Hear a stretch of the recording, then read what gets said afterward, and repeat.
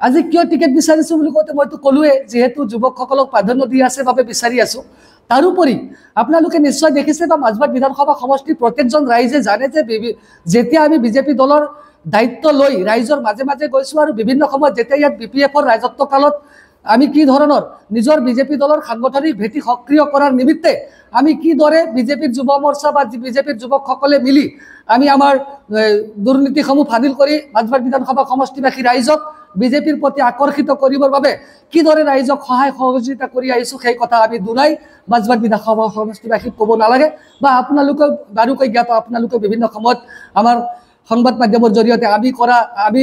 BPFৰ বিৰুদ্ধে চলোৱা অভিযানৰ আপোনালোকে একোজোৰ সাক্ষী। তো এইবিলাক বহু সামাজিক ক্ষেত্ৰত আমি কাম কৰি আহিছোঁ আৰু সমাজে আমাক যুৱ সমাজক এইবাৰ আঁকোৱালি ল'ব বুলি দৃঢ় বিশ্বাস থকাৰ বাবে আমি এইবাৰ যুৱকৰ ফালৰ পৰা টিকেট দাবী কৰাৰ ইচ্ছাৰে মই এইবাৰ আবেদন কৰিবলৈ ওলাইছোঁ। ধন্যবাদ।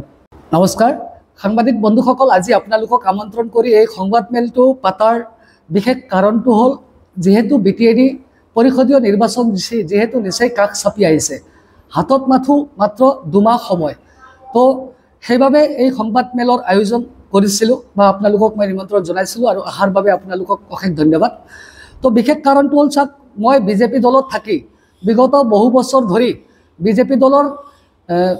মণ্ডল যুৱ মৰ্চাৰ সভাপতিৰ পৰা আৰম্ভ কৰি জিলা সংবাদ কোষৰ আহ্বায়ক, জিলা সংবাদ কোষৰ সামাজিক মাধ্যমৰ আহ্বায়কৰ লগতেই বৰ্তমান ৰাজ্যিক সভাপতি তথা আমাৰ বৰ্তমানৰ সাংসদ শ্ৰীযুত দিলীপ শইকীয়া দেৱৰ এসময়ত প্ৰতিনিধিত্ব কৰিও আমাৰ বিজেপি দলৰ সাংগঠনিক ভেটি সক্ৰিয় কৰাৰ নিমিত্তে আমি যুৱকসকলে দীৰ্ঘদিন ধৰি কষ্ট কৰি আহিছোঁ। তাৰে লগত সংগতি ৰাখি যিহেতু BTC নিৰ্বাচন নিচেই কাষ চাপি আহিছে আৰু প্ৰত্যেকটো ৰাইজৰ মাজত আমি সোমাই যাবলৈ সক্ষম হৈছোঁ আৰু ৰাইজৰ মাজত এটা চিনাকি কৰিবলৈ সক্ষম হোৱাৰ বাবে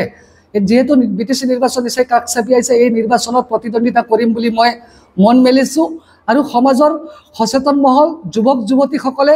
মোক উৎসাহিত কৰিছে নানান মাধ্যমৰ জৰিয়তে, সামাজিক মাধ্যমৰ জৰিয়তেও বা ফেচবুক, হোৱাটছআপ বা কল যোগেও মোক উৎসাহিত কৰাৰ বাবে মই পৰিষদীয় সমষ্টিত এইবাৰ প্ৰতিনিধিত্ব কৰিম বা আবেদন কৰিম বুলি মই নিজকে থিৰ কৰি লৈছোঁ। সেয়েহে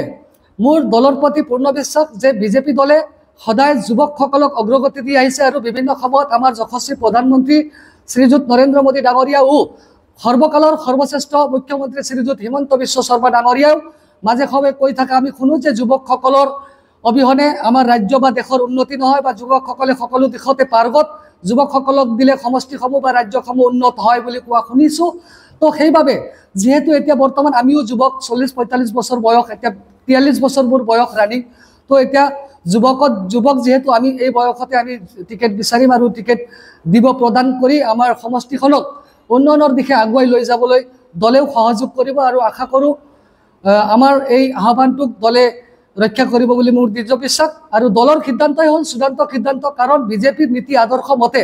দলে যাক উপযুক্ত প্ৰাৰ্থী বুলি ভাবে তেওঁকে দায়িত্ব প্ৰদান কৰি আহিছে বা প্ৰাৰ্থিত্ব প্ৰদান কৰি আহিছে।